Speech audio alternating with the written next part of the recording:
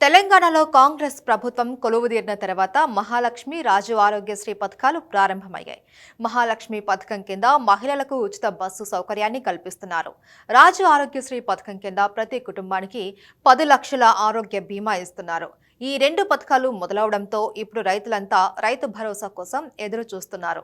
కేసీఆర్ ప్రభుత్వం ప్రతి ఏటా ఎకరాకు 2 విడతల్లో మొత్తం 10,000 ఇవ్వగా రేవంత్ రెడ్డి ప్రభుత్వం మాత్రం ఎకరాకు 15,000 ఇస్తామని చెప్పింది. అయితే ఇప్పటి పరిస్థితుల్లో పాత విధానాన్ని అమలు చేయాలి అని సీఎం రేవంత్ రెడ్డి నిర్ణయించారు.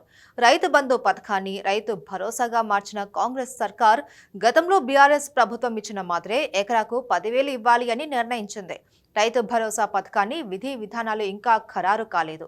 ఈ నేపథ్యంలో పాత పద్ధతిలోనే పెట్టుబడి సాయాన్ని అందజేయాలి అని తెలంగాణ సీఎం రేవంత్ రెడ్డి నిర్ణయించారు. ఎప్పట్లాగే యాసంగి పంటకు ఎకరాకు 5,000 ఇస్తామని ఆయన ప్రకటించారు.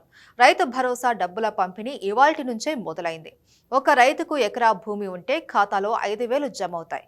అర ఎకరం ఉంటే 2,500 ఇస్తారు. అయితే కాంగ్రెస్ ప్రభుత్వం నిర్ణయంపై రైతులు అసంతృప్తి వ్యక్తం చేస్తున్నారు. ఎకరాకు ఏటా 15,000 ఇస్తాము అని కాంగ్రెస్ పార్టీ చెప్పిందని, ఈ లెక్కన యాసంగి పంటకు ఎకరాకు 7,500 ఇవ్వాలి అని, కానీ ఇప్పుడు 5,000 ఇస్తాము అంటున్నారని రైతులు వాపోతున్నారు. ఎన్నికల హామీల్లో చెప్పినట్లుగానే ఈ సీజన్ పెట్టుబడి సాయం 7,500 ఇవ్వాలి అని డిమాండ్ చేస్తున్నారు. దీనిపై స్పందించిన కాంగ్రెస్ నేతలు ఈ ఒక్క సీజన్లోనే పాత విధానాన్ని అమలు చేస్తున్నాము అని, త్వరలో రైతు భరోసా విధి విధానాలను ఖరారు చేస్తామని చెప్తున్నారు. వచ్చే ఏడాది నుంచి ఎకరాకు 15,000 సాయం ఇస్తామని తెలిపారు.